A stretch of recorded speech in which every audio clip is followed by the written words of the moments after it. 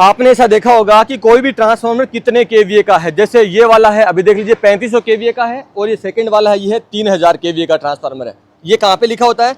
कोई भी ट्रांसफार्मर होता है, कोई भी जनरेटर होता है, या कोई भी अल्टरनेटर होता है, या कोई भी स्टेबलाइजर होता है, उस पर हमेशा केवीए लिखा होता है। एक बात का आप ध्यान रखना, केवीए उस चीज़ पर लिखा होता है जो चीज़ विद्युत की खुद खपत नहीं करता, या तो एक स्थान से दूसरे स्थान पर भेजता है, या अप डाउन करता है, या उसका जनरेशन करता है। केवीए सिर्फ वहाँ लिखा होता है। ऐसा कोई कंपोनेंट नहीं है जो खुद विद्युत का कंज्यूम करे, उस पर केवीए नहीं लिखा होता। तो इन पे केवीए लिखा होता है। कल को आपको कोई फैक्ट्री का मालिक पूछ ले कि मैं यहाँ पे कितना केवीए का ट्रांसफार्मर लगवाऊं या कितना केवीए का जनरेटर लगाऊं, कल को आपको घर पे पूछ ले कि हम कितना केवीए का स्टेबलाइजर लगाएं, ये बहुत ज़्यादा इंपॉर्टेंट टॉपिक है। इसका मैं चैलेंज करता हूँ, लगभग 80% जो टेक्निकल लाइन में उनको पता नहीं है। मेरे आसपास जितने बच्चे आते हैं जो काम करते हैं उनको भी इसके बारे में पता नहीं है। ये बहुत आसान चीज़ है, ये बहुत आसान कैलकुलेशन है। आप आसानी से बता सकते हो कि आप घर पे इतना केवीए का जो स्टेबलाइजर लगवा लो, इतना केवीए का आप जो है इन्वर्टर लगवा लो, इतना केवीए का आप जनरेटर अपनी कंपनी के लिए मंगवा लो, या इतना केवीए का ट्रांसफार्मर आप अपनी कंपनी के लिए मंगा लो। ये बहुत आसान कैलकुलेशन है। चलो हम समझते हैं। जो कि मैंने आपको बताया, ये 3000 केवीए का है और ये 3500 केवीए का है। पर इसमें आप एक चीज़ देखिए, मैं आपको एक चीज़ दिखाता हूँ। अब इसको आप ध्यान से देखिए, इसकी नेम प्लेट पे क्या लिखा हुआ है? 3500 केवीए, 690 वोल्ट और 2928 एम्पियर। चीज़ को दोबारा पढ़िए, 3500 केवीए का है, 690 वोल्टेज है और 2928 इसका एम्पियर है। चलो मैं आपको सेकंड पे लेके चलता हूँ। इस पे आप देखिए, इस पे क्या लिखा है? 3000 केवीए, 433 वोल्ट और 4000 एम्पियर। अब दोनों में क्या फ़र्क है? जो 3500 केवीए वाला है उसका तो आउटपुट करंट कितना है? 2928, और जो 3000 वाला है उसका आउटपुट करंट कितना है? 4000 एम्पियर। मतलब जो कम केवीए का है वो ज़्यादा करंट दे रहा है, और जो ज़्यादा केवीए का है वो कम करंट दे रहा है। ऐसा हुआ क्यों? कितना बड़ा लॉजिक है। अब इसका हम कैलकुलेशन करते हैं। आपको बस इतना समझना है कि केवीए का मतलब क्या होता है। के का मतलब होता है किलो यानी 1000, वी का मतलब वोल्ट, और ए का मतलब एम्पियर। यानी 1000 तो हमारे पास जो वैल्यू है वो किलो का मान है, और जो वी और ए है उन दोनों का मान हमें पता है 3000 है। और हमें इस बात का पता है कि हम वोल्टेज कितना काम में ले रहे हैं। बेसिकली 3 फेज के अंदर हम उसको 440 बोलते हैं, या कोई कंपनी या फैक्ट्री के अंदर आपने कहीं भी देखा होगा तो 440 या 430 वोल्टेज रहता है। तो आपको इस बात का पता होता है ना कि इसमें हम 430 या 440 वोल्टेज यूज मिलेंगे। चलो यहाँ पे मैं 433 ले रहा हूँ, जो कि सेम इसके अंदर दिया हुआ है। ठीक है, तो हमें इस बात का कैलकुलेशन हमें अच्छे से पता है कि हमारे पास 433 वोल्टेज है। हमारे पास एक वैल्यू है 1000 इंटू 3000। अब हमें इस बात का पता है कि हमारा वोल्टेज 433 है, तो हम इसको इससे डिवाइड करेंगे। साथ में हमें ये पता है कि 3 फेज तो यहाँ पे √3 लगाएंगे, जो जिसका मान √3 का मान है 1.732। अब इन सब का कैलकुलेशन निकालें, कितना निकल के आता है? करेक्ट 4000 एम्पियर निकल के आता है।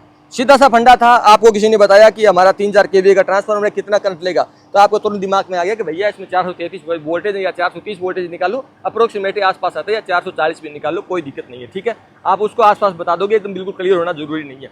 सीधा सा फंडा है। आपने सीधा फंडा किया, जो के का मतलब 1000 इंटू 3000, और जो वोल्टेज है आपको पता है, आपने वोल्टेज उसको डिवाइड कर दिया, तो वहाँ पे √3 लगा दिया, तो आपका जो कैलकुलेशन निकल गया 4000 एम्पियर। वही सेकंड वाले में वहाँ पे क्या हुआ?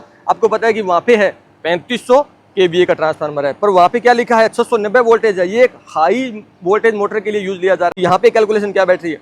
आपको पता है 3500 यहाँ पे केवीए है, के का मतलब यहाँ पे 1000 है, सेम ही कंडीशन है, और जो वोल्टेज जो एम्पियर दोनों है वो दोनों 3500 है। पर आपको यहाँ पे एक बात का पता है कि वो आपको ऐसा बोल रहा है कि यार मेरे को 690 वोल्टेज चाहिए, जो मेरी मोटर है वो हेवी है, यहाँ पे हेवी लोड चलने वाला है। तो आपने सीधा सा फंडा ये है कि 3500 इंटू 1000, इसको आपने डिवाइड कर दिया 690 वोल्टेज से। अब इस बात का आपको पता है कि जो आपकी 3 फेज है उसके अंदर आपने √3 है उसके अंदर लगा दिया, तो क्या निकल के आता है? तो 2928 एम्पियर है वो निकल के आता है।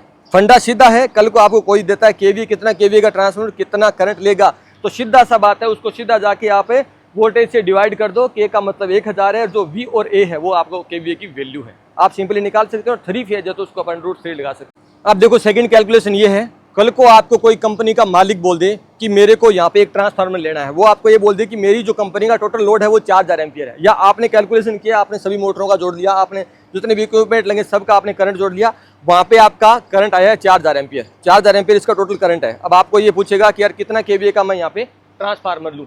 सीधा सा फंडा है, उसने आपको क्या बोला? 4000 एम्पियर मेरा करंट है। तो आपको एक बात का पता है कि इसका जो वोल्टेज है वो 430 है, या 440 है, या 433 वोल्टेज मान के चलिए। करंट उसने बता दिया, वोल्टेज आपको पहले से पता ही है, और जो 3 फेज है तो √3 यानी 1.732 इसकी वैल्यू है। अब जो टोटल वैल्यू निकल के आती है उसको अगर आपको केवीए में कन्वर्ट करना, तो उसके नीचे आप 1000 का भाग दे दो, यानी 1000 से उसको डिवाइड कर दो, आपका वो केवीए है वो निकल के आ गया, जो आपका 3000 केवीए यहाँ पे निकल के आ गया। सिंपल फंडा है। अगले को करंट पूछ लो, भैया आपका करंट कितना है। अब कल को आपको कोई स्टेबलाइजर के बोले कि मेरे घर के लिए इतना का स्टेबलाइजर, या मेरे को ऐसा मान लीजिए 1000 एम्पीयर मेरा लोड है, उसके लिए मैं कितने का स्टेबलाइजर लूँ या कितने का मैं जनरेटर लूँ।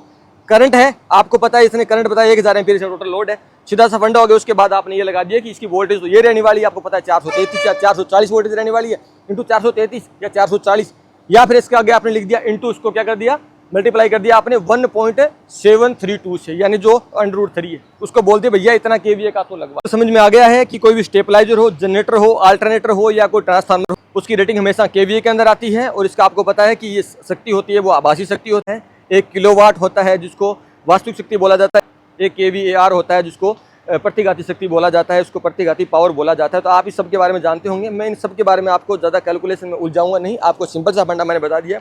कोई कंपनी का मालिक हो, कोई फैक्ट्री का मालिक हो, आपको कोई बंदा बोलता है कि भैया कितना केवीए का ट्रांसफार्मर लगाना है, सीधा कैलकुलेशन निकालो, उसको करंट पूछो, उसके बाद अपना वोल्टेज लगाओ और वोल्टेज का अपना √3 लगाओ, उसके बाद उसकी वैल्यू निकाल दो कि भैया इतना केवीए का तो लगवा ले। ठीक है, सीधा सा फंडा हो गया। उसके बाद आपको कोई दिक्कत नहीं आने वाली है। इस बात का मैंने आपको बता दिया, केवीए वहीं होगा, या तो वो पावर को कहीं डिस्ट्रीब्यूट करेगा, कहीं देगा, या कहीं से लेगा, या वो खुद जनरेशन करेगा, यानी वो खुद खपत नहीं करेगा, वो आभासी शक्ति है, वो केवीए है, वो वहीं पे लिखा आपको मिलेगा।